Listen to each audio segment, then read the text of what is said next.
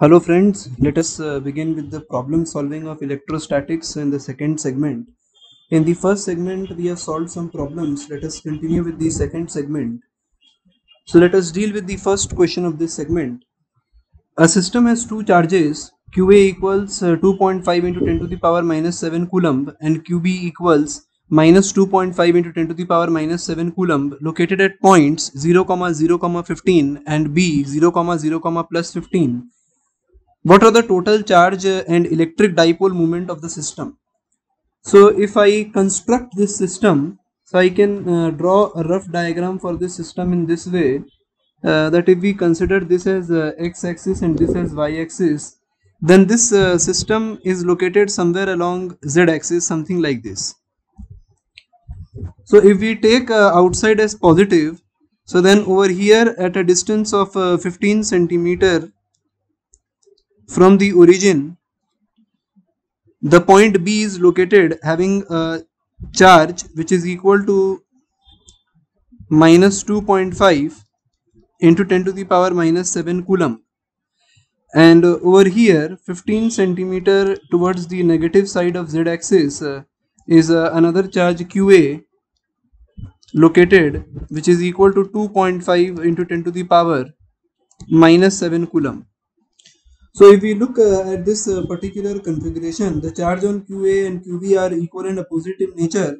So if I answer the first question, that is the total charge for this particular system, then it is equal to QA plus QB, and the net value will become 0 because one is a positive charge and the another is a negative charge. For the second part, the question is asking us electric dipole moment. So electric dipole moment is equal to the charge multiplied by the separation between the charge. So in this case, the separation between the charge is 30 centimeter.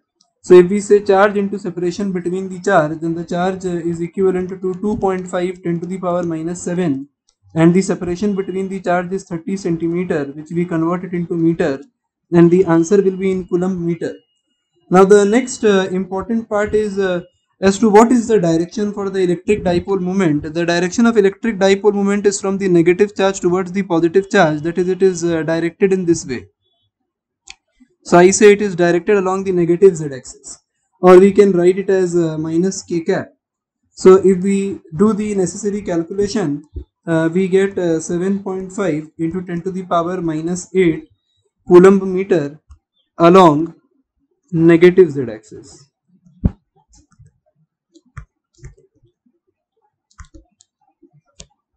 So let us move to the next problem. An electric dipole with dipole moment P equals 4 into 10 to the power minus 9 coulomb meter is aligned at an angle of 30 degrees with the direction of a uniform electric field of magnitude. So we have electric field's magnitude 5 into 10 to the power 4 Newton per coulomb. So the dipole is aligned at an angle of 30 degrees with the uniform electric field. Calculate the magnitude of the torque acting on the dipole. So if we go with the formulation, then the torque is given as P cross E. And if we write the magnitude of torque, then we can write it as magnitude of P, magnitude of E, and sine theta, where theta is the angle between P and E vector. So if we put the values, so we are putting it in SI unit, 4 into 10 to the power minus 9 coulomb meter, electric field is 5 into 10 to the power 4 in Newton per coulomb, and sine 30 degree, that is equal to half. So this is what the values are like, and the value will give us the answer in Newton meter. So if we do the necessary calculation, then we obtain the magnitude as 10 to the power minus 4 Newton meter of the torque which the dipole will experience.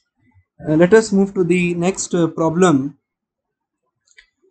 Three charges are arranged on the vertices of an equilateral triangle as shown in the figure given below. Find the dipole moment of the combination. So for this particular system, if we look at the diagram, we can see that there is a charge of minus q over here, minus q over here, and a charge of plus 2q located over here. So I can consider it in this way, that the charge of minus q and the charge of plus q will constitute one dipole, and the another charge of plus q and another charge which is minus q over here will constitute another dipole, and the separation between them is d. So this separation is also d, and this separation is also d. The direction of dipole moment is directed from the negative towards the positive charge, that is in this direction p vector, and the another version is in this direction p vector, and they both makes an angle of 60 degree with each other. So if we write the magnitude of P for each, then it is equal to charge into separation between the charge. And now if we write the value of the resultant dipole moment, then it is equal to P square plus 2P square cos 60 degrees square root. So on solving, we obtain P square plus P square root 3P. So the magnitude is going to be root 3 times of Q into D. So this is going to be the answer for this particular question. Let us move to the next problem. A thin non-conducting ring of radius r has a linear charge density lambda equals lambda naught cos phi, where lambda naught is a constant and phi is the azimuthal angle. Find the magnitude of the electric field strength at the center of the ring, and the second part is asking on the axis of the ring as a function of the distance x from its center. Investigate the obtained function at x greater than r. So now for this particular question, let us first of all understand what the question is exactly trying to say. So we consider the given charge system in this format. So first of all, I make the x and y axis respectively. So this is the x and y axis respectively, and now we are constructing a non-conducting ring which the question is talking about. So this is the non-conducting ring which the question is talking about. So now if we look at the distribution of charge, the question is saying that the charge is distributed in this fashion: lambda equals lambda naught cos phi. So from here, if we take measuring the angle, then the cos phi is equal to 0 at this point, and hence the value of cos 0 is equal to 1. So the maximum charge will be here, and the charge will go on reducing as we reach the 90 degree angle. Eventually it will become 0 at the point on y axis. Similarly, in this quadrant, the value of cos is positive, so we will get a positive value over here as well, decreasing as the function of cos theta and then becoming 0 over here. So if we look at the charge density, then the charge density is like this. It is maximum in this case, and then it is reducing as we are moving towards that end. As far as the negative charge is concerned, it is maximum at this end, and just like the positive charge, it is also reducing and becoming 0 on this end. So this is the first thing which we must do, and if we draw it in a proper way, it is something like this. So this is what the charge distribution is all about. So if I consider at an angle theta, I am selecting a small patch of d theta. The radius of this segment is r, so the length of this arc is going to be r d theta. So corresponding to the positive charge on this end, there is a negative charge on the other end which must be kept in mind, and this positive charge will produce an electric field dE in this direction. So if I break the component of dE, then this will become dE cos theta, and this will become dE sin theta. So these are the two things which we need to know: dE cos theta and dE sin theta. Now the next thing which must be kept in mind is that the electric field due to the positive charge configuration and the negative charge configuration will cancel each other along the y-axis. So for the positive charge, the value is going to come in the downward part that is directed away. For the negative, we will take towards this, and the y-axis component will cancel each other out for each segment. So we say that the net electric field is along x-axis. The net electric field is along the x-axis. This is something which we must understand first of all. So if I write the value along x-axis, we are writing Ex equals. So the value of the charge is going to become, if this is charge per unit length, that is linear charge density. So the charge on the selected portion, if I write dq, then we write it as lambda naught r cos phi d phi. We have taken theta over here. So as such it is not going to affect much. We will answer everything in terms of theta, and then in the end I will put phi over there. Because I have taken theta from starting, so I will stick with theta. So we use it as cos theta d theta. Okay. Something like this. So lambda naught r cos theta d theta. So if we are taking this, then the electric field can be written as k, that is 1 upon 4 pi epsilon naught q by r square. So the charge we are writing it as lambda naught cos theta r d theta upon r square. And since we are talking along x-axis, so we are taking the cos theta component. Now the range of the angle is from 0 to 2 pi.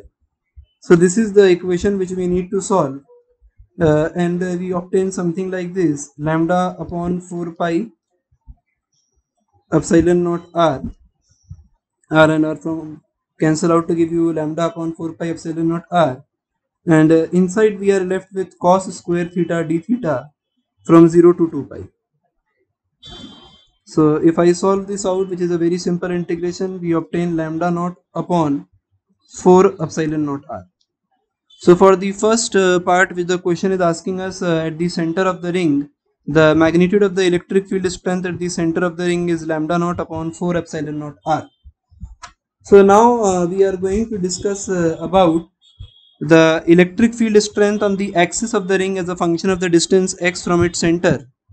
So now we are going to the next page. Kindly make sure that you have drawn a necessary diagram. I will try to redraw the diagram. So now if I again draw the system which we were discussing about, so I am only drawing the ring this time. So if we understand carefully, it is something like this. The system is consisting of, if I take a d theta patch at an angle theta from here, and a similar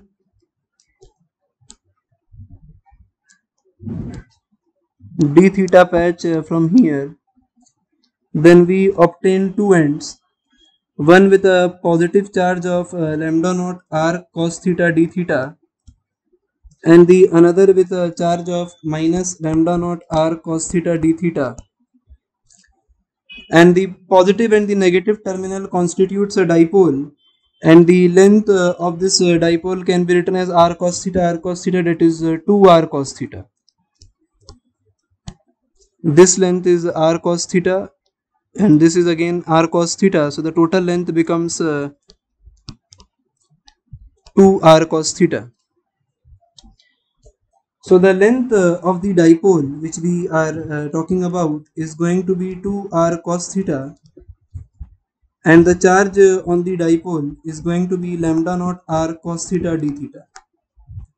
So if we write the dipole moment for the system which we are considering, then it can be written as 2 lambda naught r square integration of cos square theta d theta.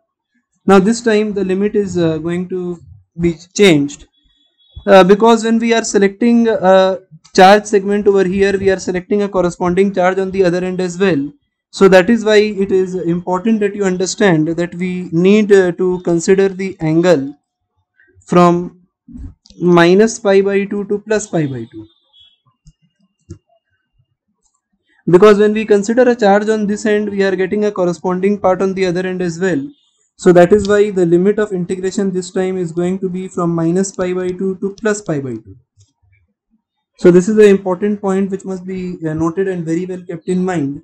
So on solving, we obtain that the dipole moment for this system is going to be lambda naught r square pi. So this is going to be the dipole moment of the system. Now if we consider the system as a dipole, then the question is asking us to calculate electric field perpendicular to the dipole, and the formula for the electric field perpendicular to the dipole is given as Kp upon x square plus r square to the power 3 by 2. So if we just do the substitution, we will get our required answer 1 upon 4 pi epsilon naught lambda naught pi r square upon x square plus r square to the power 3 by 2. So this is going to be our answer for this particular question, that is lambda naught r square upon 4 epsilon naught x square plus r square to the power 3 by 2. And the question is asking us to approximate the result if x is greater than r. So we can say that if x is greater than r, then our result used to be kp by x cube, if you remember. So then it is going to become lambda r square upon 4 epsilon naught x cube. So this is going to be our answer for this particular question. Let us move to the next problem. The electric field in a region is given by E vector is equal to E naught x upon L I cap. Find the charge contained inside a cubical volume bounded by the surfaces x equal to 0, x equal to a, y equal to 0, y equal to a, z equal to 0 and z equal to a. Taking E naught as 5 into 10 to the power 3 Newton per coulomb, L equal to centimeter and A equals 1 centimeter respectively. So for this particular question, let us first of all draw a three-dimensional system where we are going to consider our problem.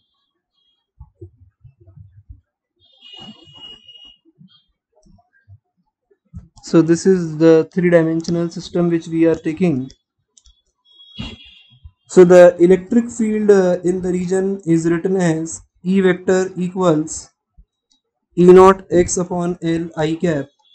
So electric field is a function of x. It is changing with x. And we are asked to calculate the charge contained inside a cubical volume bounded by over here if you look x equal to 0, y equal to 0 and z is equal to 0 is marking a point on the plane over here, and then the x equal to a, y equal to a, z equal to a will give us a cube. So ultimately we will obtain a diagram like this. This is what the question is trying to tell us, and the electric field is directed along the x-axis. So the direction of electric field is along the x-axis like this. So now if we consider this portion, then at this particular plane, let me use a different color. At this particular plane, the value of x is equal to 0, and hence we say that electric field is 0 and this surface will not contribute to any flux. This surface is not going to contribute to any flux because at this surface x is equal to 0. Now the next portion which we discuss about is this segment at x equal to a. So this is x equal to a. So at x equal to a, the value of electric field is going to be E naught a by L, and the area which we are discussing about is going to be a square. So the net flux, if we write, then we can write it as E naught a by L into a square, that is we obtain E naught a cube by L. So if we substitute the value, then it is equal to 10 to the power 3. 5 into 10 to the power 3 is E naught a cube by L. So a is in centimeter, we can write it as 1 by 100 cube upon L. L is 2 centimeter, 2 upon 100. So this is going to be the value of the flux which we are talking about. So we obtain it as the value of flux, if we solve, we obtain it as 0.25 is the value of flux that we obtain. Now the next part which the question is discussing is to calculate the charge contained inside the cubical volume. So if we go with the Gauss law, then I can say that the flux is equal to Q enclosed by epsilon naught, which we write it in this way. Integral of E dot A is equal to Q enclosed by epsilon naught. But for this particular question, we are using only this part where we have calculated the net flux and then we equate it with Q enclosed. So from here I can say that the charge enclosed can be written as epsilon naught times of flux. So epsilon naught is equal to 8.85 into 10 to the power minus 12, and flux is equal to 0.25, and on solving we obtain 2.21 into 10 to the power minus 12 coulomb. So this is going to be the answer for this particular question. Let us move to the next problem. A charge q is placed at a distance a by 2 above the center of a horizontal square surface of edge A as shown in the figure given below. Find the flux of the electric field through the square face. So the question is asking us to calculate the flux through this particular square face when it is placed at a distance of a by 2. So let us consider this question in this way. If I consider the entire cube,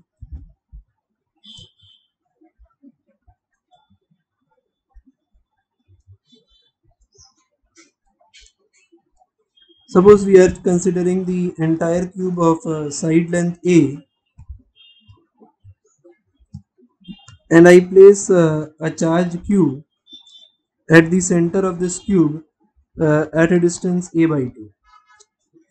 So now the first thing which we write from the Gauss law is that the net flux is equal to cyclic integral of E dot A is equal to Q enclosed by epsilon naught. So over the entire cube,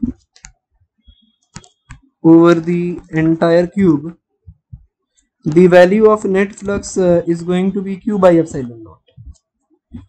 Now since there is a perfect symmetry, the charge is placed at the center of this cube. So I say for one face, the value is going to be phi net by 6 because there are 6 faces. So it will become Q upon 6 epsilon naught.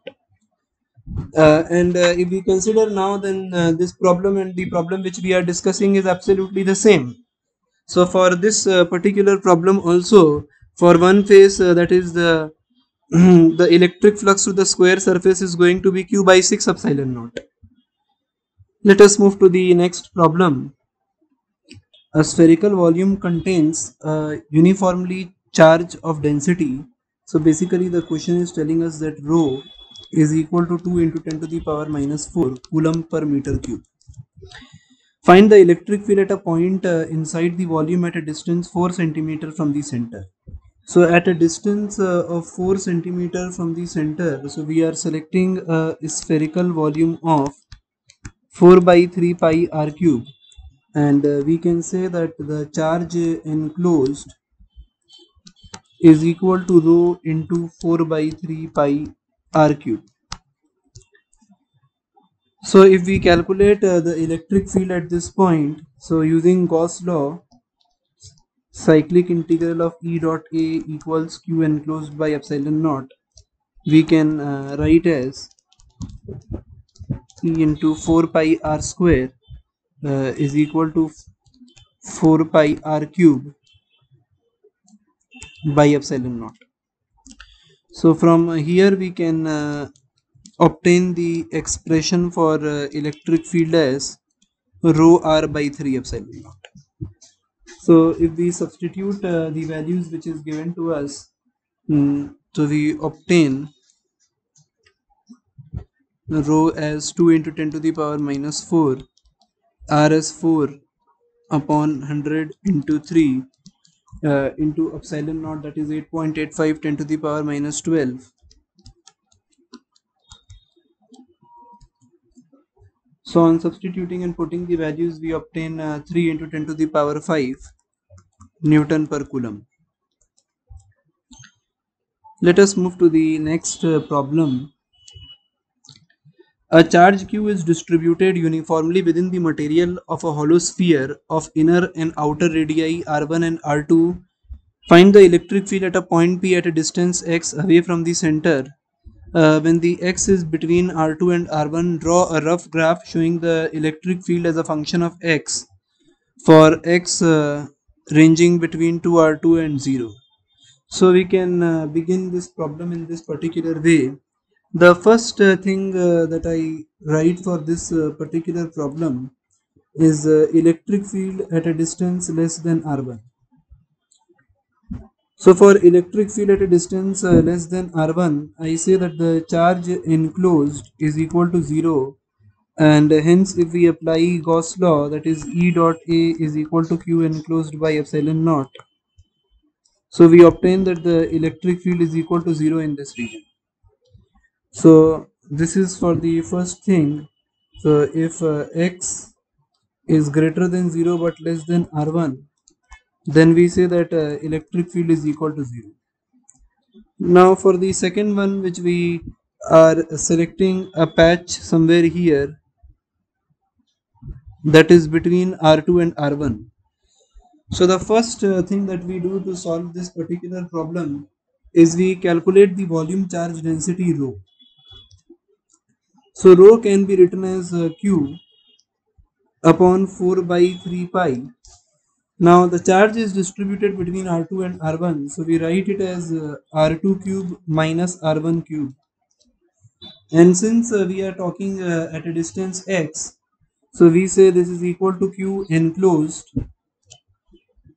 upon 4 by 3 pi r cube minus r1 cube. So from here we can calculate the value of the charge enclosed inside the region which we are selecting, and the charge enclosed is coming out to be capital Q, r cube minus r1 cube upon r2 cube minus r1 cube. So this is going to be the charge enclosed in the sphere we are talking about. So now if we apply Gauss law at a distance r, which we are talking about, that is r is greater than r1 but less than r2. We can take x also if you want. We have taken r over here. So if we apply this Gauss law equation over here, so we say that the electric field is equal to q r cube minus r1 cube upon r2 cube minus r1 cube 4 pi epsilon naught r square. So this is going to be the value for electric field when it is in between these two region. So now if we discuss this outside this surface, so this was the sphere which we took, where this was the inner radius r1 and this was the inner radius r2. So if we select a patch at a distance x, so if we select a sphere over here at a distance x, somewhere here, so then we say that this time the charge enclosed is equal to the total charge inside the sphere. So if we apply cyclic integral of E dot A is equal to Q enclosed by epsilon naught, so we write it in this way: E into 4 pi x square is equal to the total charge upon epsilon naught, and from here we write the electric field is equal to Q upon 4 pi epsilon naught x square. So for the three regions, we have the different variation in the value of electric field. So we can say it in this way: the net answer will be something like E is equal to, and then we are making a chart like this: E is equal to 0 when we are talking about x, which is greater than 0 but less than r1. The value of E is equal to q upon 4 pi epsilon naught x square or r square, since we are writing everything in terms of x. x cube minus r1 cube upon r2 cube minus r1 cube when the x is ranging between r1 and r2, and then the electric field is equal to q upon 4 pi epsilon naught x square when x is greater than r2. So this is the total thing which we are talking about, and if we consider to draw a graph for this particular thing,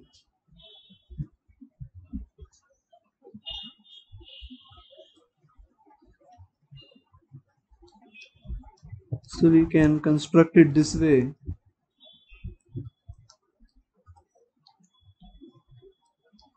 So in this region the value of electric field is going to be 0, and outside it is going to be kq by r square, and inside it is going to follow this curve, that is E equal to k q upon x square x cube minus r1 cube. So if I put this value is equal to r1, so in this particular part if I put this is equal to r1, so the value is going to be 0, and if I put this value is equal to r2, then it is going to be kq by x square, that is r2. So this region in between is going to show a certain rise in the value of electric field, something like this, and then followed by this particular value. So this is going to be the peak value of electric field, kq by r2 square. So this is how we construct this particular graph for electric field variation. Let us move to the next question. A small sphere of radius r1 and charge q1 is enclosed by a spherical shell of radius r2 and charge q2.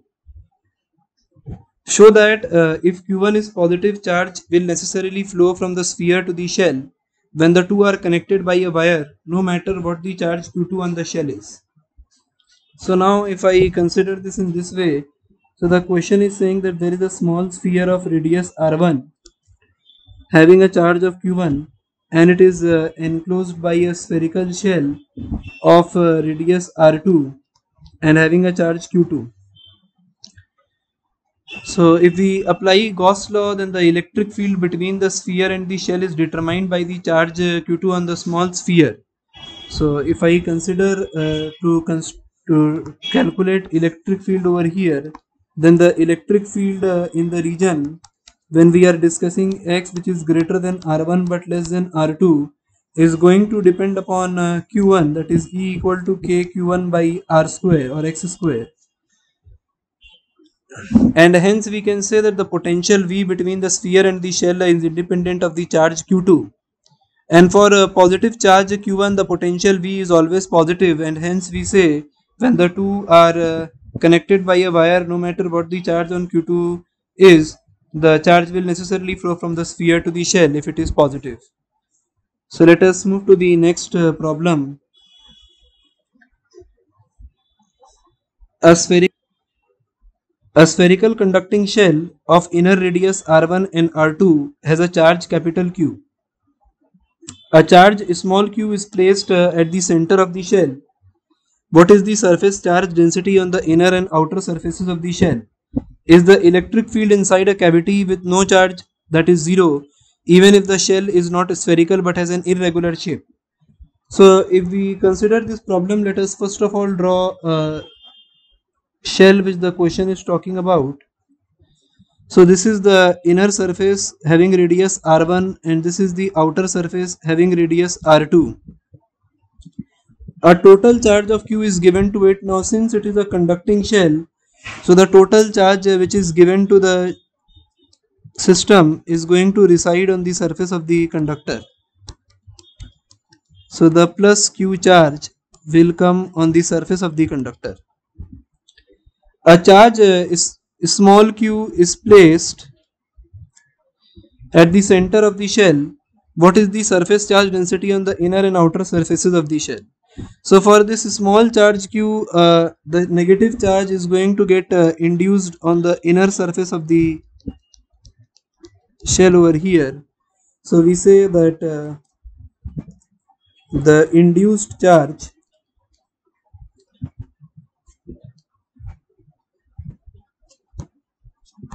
on the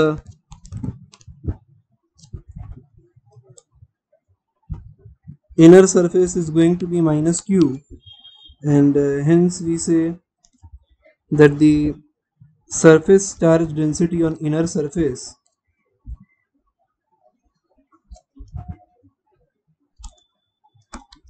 is going to be small q upon 4 pi r1 square, that is charge per unit area.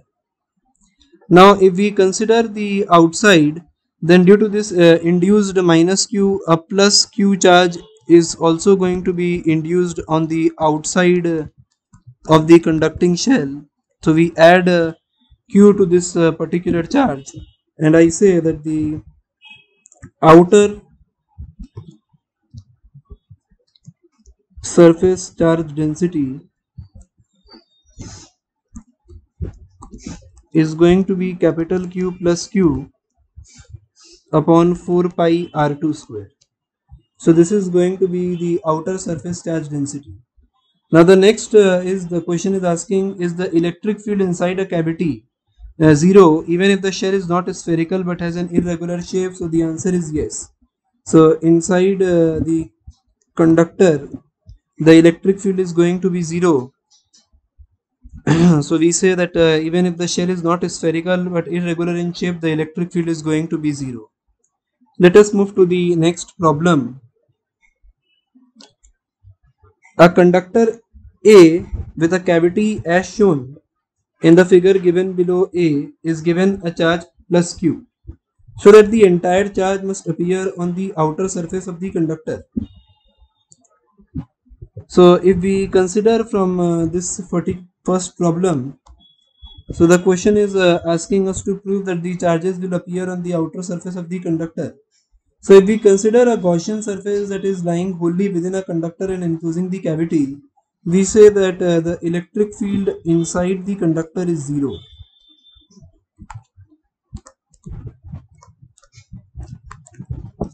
So if electric field inside this conductor is zero, and if I consider a Gaussian surface like this at a distance r, so if I apply Gauss law, so I can say E dot A equals Q enclosed by epsilon naught.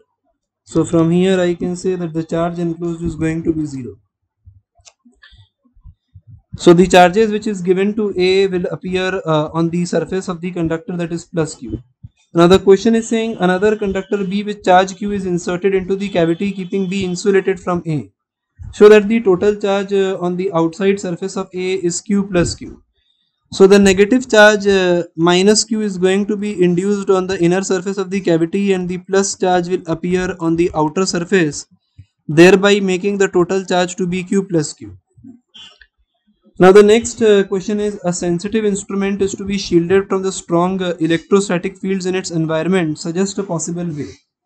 So a sensitive instrument can be shielded from the strong electrostatic field in the environment by enclosing it fully inside a metallic surface. A closed metallic surface acts like an electrostatic shield, and hence it will be able to save the sensitive instrument from getting damaged from a strong electrostatic field outside. Let us move to the next problem. Two fixed equal positive charges, each of magnitude 5 into 10 to the power minus 5 coulomb, are located at points A and B, separated by a distance of 6 meters. An equal and opposite charge moves towards them along the line COD, the perpendicular bisector of the line AB. The moving charge, when it reaches the point C at a distance of 4 meters from O, has a kinetic energy of 4 joules. Calculate the distance of the farthest point D, which the negative charge will reach before returning towards C. So for this particular problem, if we begin with our approach, let us first of all reconstruct the system which we are talking about. So this is a point A where a positive charge plus Q is there, and this is another point where the positive charge plus Q is there, and we are talking about the perpendicular bisector line, which is this one. So the total distance is 6 meters, so we can divide it into 3 meters each.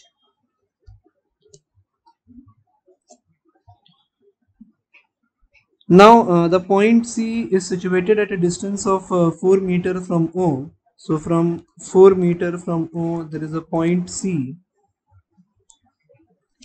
So this distance can be calculated as 5 meter. Similarly, this distance will also become 5 meter. So this is the point C which we are talking about. So the total energy of the three charges when the charge minus q is at C is given by the total of potential energy and kinetic energy possessed by the system. And we are considering that it will travel a distance x, that is at a point D, where it will come to rest. So when we say that the system is coming to rest, so at point D, I can say that the kinetic energy of the system of the particle will become zero. And these two are fixed charges, which the question I've already mentioned. So when this moving charge will reach the point D, it should come to rest. So what we are doing is we are calculating the total energy at point C, and then we will calculate total energy at D, and we will use the principle of conservation of energy to get the point X, or the distance X, to obtain the point D.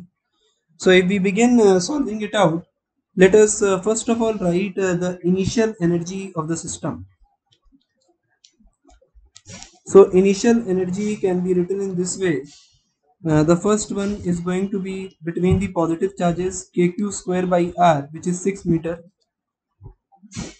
The next one is between the positive and negative charge. The force is attractive in nature. So for the attractive force, the potential energy will be negative. So we are writing it as k into minus q, and the distance is 5, which we have calculated already in the diagram. And then for the other one, again the value is same. So we can multiply by 2, or we can rewrite it back again. So k minus q upon 5 again. So this is the potential energy which we are talking about. Now the question is saying that it acquires an additional 4 joule of kinetic energy. So if there is an additional 4 joule of kinetic energy, so I am writing plus 4 over here to get the initial energy of the system. So this is my first equation about the initial energy of the system. Now we calculate the final energy of the system when it is at a point D and comes to rest. So the first system, which is of the fixed charge, is going to remain unchanged, that is kq square by 6. Now if we calculate this distance, then this distance can be written as x square plus 3 square, that is 9 square. So we can write this potential energy as kq minus q upon this distance. So that is x square plus 9 square root, and we want it twice, so I'm multiplying it by twice, one for this positive charge and the other for the other positive charge. Now over here there is no kinetic energy, so I'm writing the value for kinetic energy is equal to 0. So this is my second equation for this particular system. So now in accordance with the energy conservation principle, so I am equating the initial energy is equal to final energy. So we are writing that the initial energy which we calculated is equal to the final energy. So we can write it as kq square by 6 plus twice of k minus q upon 5 plus 4 equals kq square by 6 plus twice of k minus q upon root over x square plus 9. So from here we can solve for x. So we obtain the expression as 2 equals kq square 1 by 5 minus 1 by root over x square plus 9. And then we can obtain easily that x square plus 9 equals 81, and then from here I obtain x equals 8.48 meter. So this is going to be the answer for this particular problem. Let us move to the next question. A point particle of mass m is attached to one end of a massless, rigid, non-conducting rod of length L. Another point particle of the same mass is attached to the other end of the rod. The two particles carry charges plus q and minus q respectively. This arrangement is held in a region of a uniform electric field E such that the rod makes an angle, a small angle theta, say about 5 degrees with the field direction as shown below. Find an expression for the minimum time needed for the rod to become parallel to the field after it is set free. So for this particular question, we are saying something like this. The first thing that we wish to calculate is the dipole moment for this particular system, which is going to be the charge and the separation between the charge, which is going to be L. So we are using this as the value of dipole moment. The next thing which I calculate is moment of inertia for this system. Now the moment of inertia can be calculated using this fact that a mass m is attached to the one end of a rod of length L and another point of same mass is attached to the other end of the rod. So if we use this, then we can easily say that for moment of inertia calculation, I can redraw this setup like this. And from the center, this distance is L by 2. And on the other side, this distance is L by 2. So the moment of inertia can be written as twice of m, L by 2 square. So this can be written as ml square by 2. So this is moment of inertia for this particular system. So if we look into this fact, so we say that the torque which the dipole experience can be written as P cross E. So the magnitude of torque can be expressed as Pe sin theta. So if theta is very small, which in this case is lesser than 5 degree, so we can say that torque is equal to Pe theta. So basically we mean to say that the torque which will act is going to align the dipole in the direction of the electric field. And if it is trying to align the dipole, so I am calling this torque as restoring torque and I am putting a negative sign with a Pe theta. So it is an example of a restoring torque. Then I put this torque equation on the left hand side as I alpha, which is equal to minus Pe theta. We can write it as alpha equals minus Pe upon I square root square theta. That is, it is of the form alpha equals minus omega square theta, and then I can say that the time period is going to be 2 pi by omega or 2 pi root over I by P. So if I put the values, we get 2 pi root over I can be written as ml square by 2. P can be written as charge into L and then E. So we cancel it out and then we obtain 2 pi root over ml upon twice of q. But this is not the time we are looking for. This is the time period of oscillation of the dipole.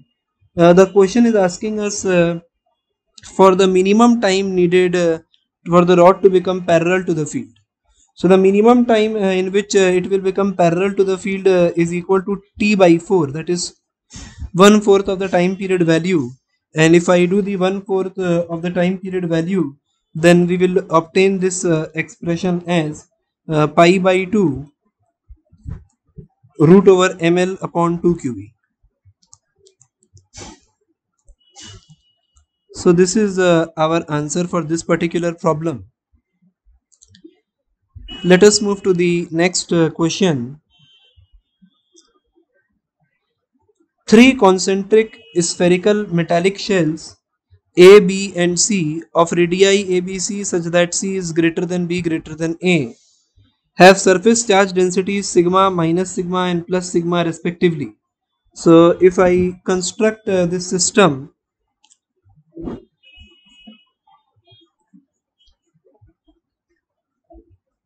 So we can construct it this way, where this is the inner radius A, B and C respectively. The surface charge density which the question is talking about is sigma, minus sigma and then again plus sigma. So it is something like this. So using the surface charge densities, the first thing that we calculate is the charge on each shell. So let us begin by calculation of charge on each shell.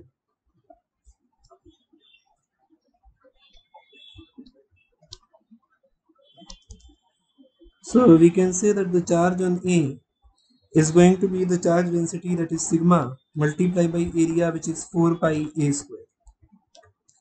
So we can write it as 4 pi sigma A square. Charge on B is going to be minus sigma into 4 pi B square, which we calculate it as minus 4 pi sigma B square. So B is having a negative charge. And then for C, we write it as plus sigma into 4 pi C square. So we write it as 4 pi sigma C square. So these are the three values which we have. So we have to find the potential of the three shells A, B and C in the first question. So if we begin by solving this particular question, let us take another page. So over here, it is important to note that if we talk about one particular shell, then inside the shell, the region is equipotential. So let me draw the graphical representation first. So inside the shell, the value is going to be kq by r, where r is the radius of this particular shell and q is the charge given to it. And outside, it is fluctuating as kq by small r. Where small r is this distance. Let us make this capital R to avoid confusion. So this will become kq by capital R and this will be kq by small r. So whenever we are talking about concentric shell, we must keep in mind that potential is a scalar quantity, and if I wish to write potential of a shell A, then it is going to be due to the shell A itself, followed by potential of B on A, followed by potential of C on A. So this is how we are going to express our potential equation. And since potential is a scalar quantity, we express it in this way.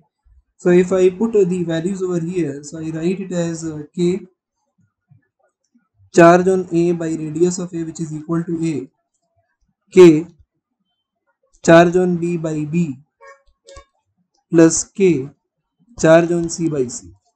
Since A is the innermost shell, the for shell B and shell C, the region is going to be equipotential, which I explained on the right hand side, and we write it this way.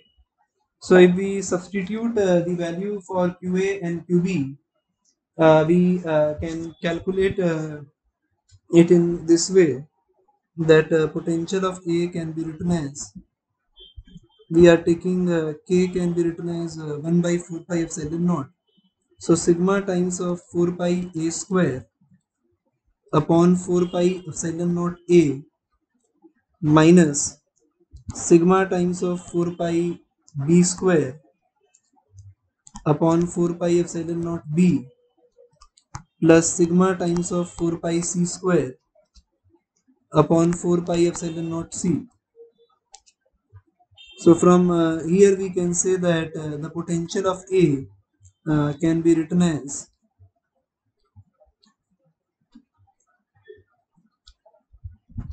sigma A by epsilon naught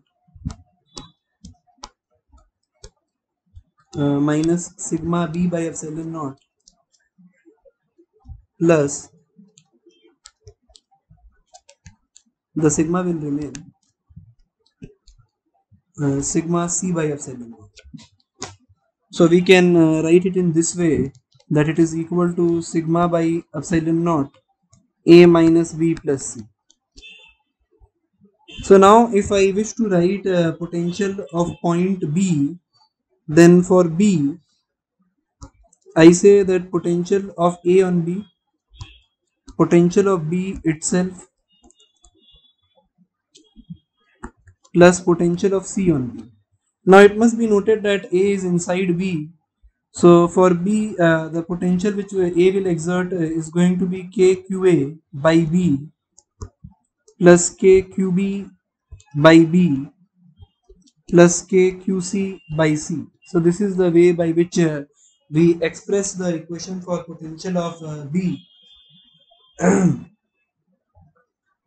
And similarly, if we put the values, I think you can obtain the value on your own. It will be something like sigma upon epsilon naught, and it will be like A square by B minus B plus C. And similarly, I am not showing you the calculation for C. It is going to be A on C, B on C, and then C itself. So this time we obtain the expression as sigma by epsilon naught A square minus B square plus C square by C. So these are the three potential equations which we are looking for. This is potential of A, this is for B, and this is for C. Now the question is saying, if the shell A and C are at the same potential, then obtain the relation between the radii A, B and C. So the question is saying if A and C are at same potential. So when we say that A and C are at same potential, we mean to say that potential of A is equal to potential of C, that is we can equate the two potential. So we can equate the two equations which we obtain. So sigma by epsilon naught A minus B plus C is equal to sigma by epsilon naught A square minus B square plus C square by C. And then on solving we obtain from here that C equals A plus B. So on solving this equation we obtain C equals A plus B for this particular problem. Let us move to the next problem. This is the last problem of this segment. 4-point charges plus 8 millicoulomb, minus 1 millicoulomb, minus 1 millicoulomb and plus 8 millicoulomb are fixed at the following points. These 4 points are mentioned on the y-axis. A particle of mass 6 into 10 to the power minus 4 kg and charge plus 0.1 microcoulomb moves along the x direction. Its speed at x equal to plus infinity is v naught. Find the least value of v naught for which the particle will cross the origin. Find also the kinetic energy of the particles at the origin. Assume that the space is gravity free. So for this particular problem, let us first of all draw the setup which the question is talking about. So I am drawing a y-axis which is something like this.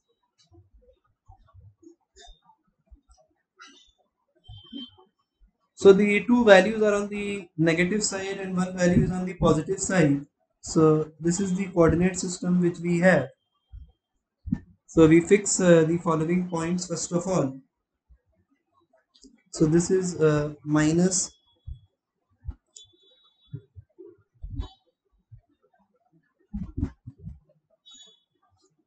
so this is the first point, that is minus root 3 by 2, and this is the second point, that is minus root over 27 by 2, and on the upper side we have this one as plus root over 3 by 2, and this one is plus root over 27 by 2. So if we mention the charges, so this is plus 8 microcoulomb, this is minus 1 millicoulomb, I'm sorry, and then again over here we have minus 1 millicoulomb, and over here we have plus 8 millicoulomb. So these are the charges we have. So we are considering that the particle at some instant be at a point P somewhere here on the x-axis at a distance x from origin.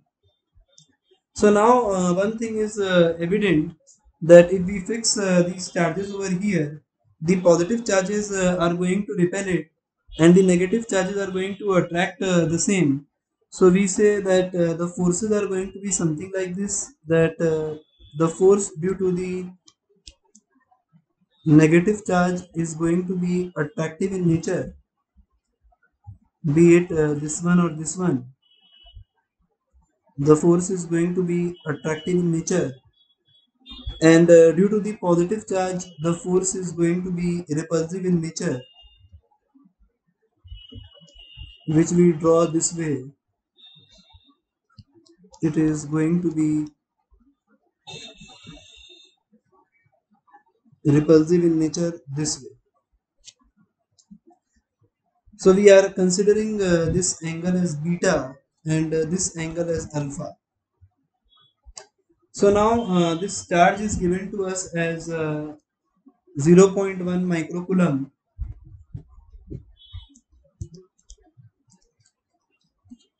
So one thing is for sure, that the net force on plus 0.1 microcoulomb charge is 0 only when. So if we break the component, I can call this as force F and this one as F dash. So for equilibrium, it is necessary that 2F cos alpha is equal to 2F dash cos beta. So this is going to be the expression which we have. We can cancel this out. So now if I write the values over here, so we can consider it in this way, that the force due to cos alpha is because of 8 millicoulomb charge. So we can write it as K Q1 Q2. I'm writing it in 8 millicoulomb Q1. Another one is 0.1 millicoulomb upon the distance that is equal to x square plus 27 by 7 whole square.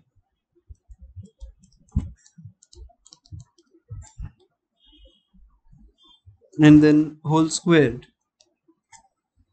And then there is a cos alpha. Cos alpha can be written as base by hypotenuse, which we write as x upon the same parameter which we have over here, that is x square plus 27 by 2 square root. And this is equated to the other side, which is equal to k.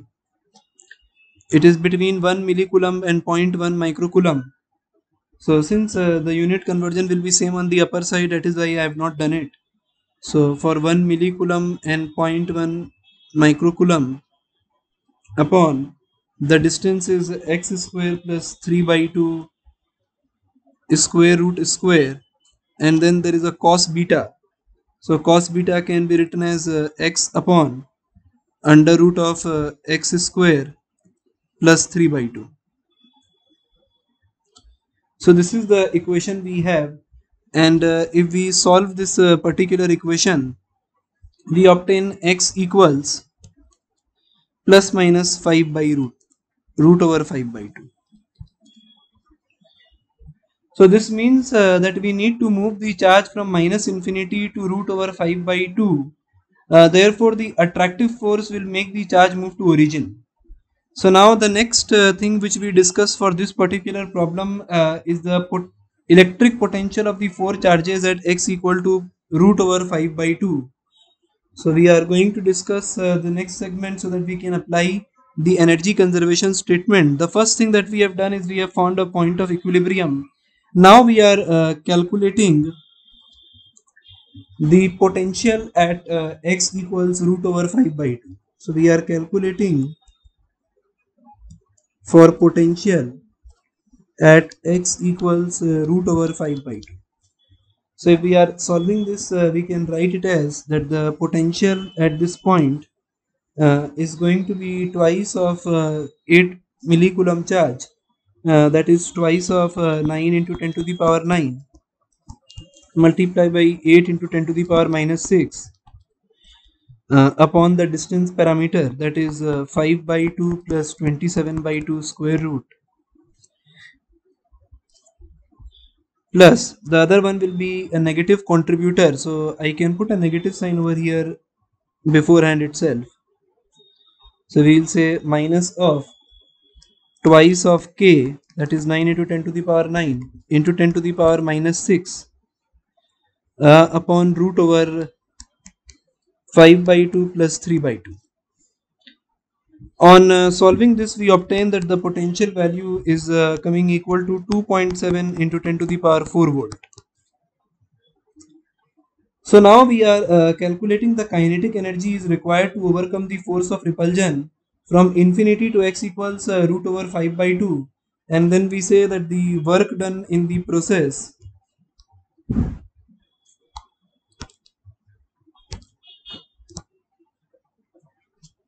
can be calculated as Q into V, where V is the potential difference between infinity and x equals root over 5 by 2.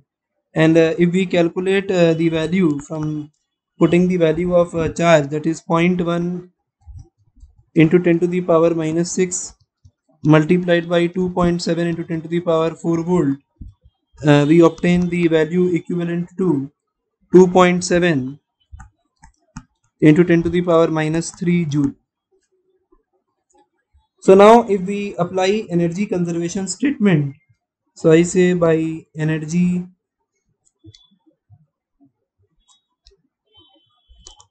conservation statement, I can write that half mv naught square is equal to 2.7 into 10 to the power minus 3 joule.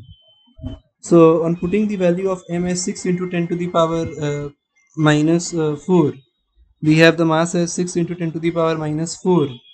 So we can calculate it as half of 6 into 10 to the power minus 4 into v naught square as 2.7 into 10 to the power minus 3. From here we obtain v naught equals 3 meter per second.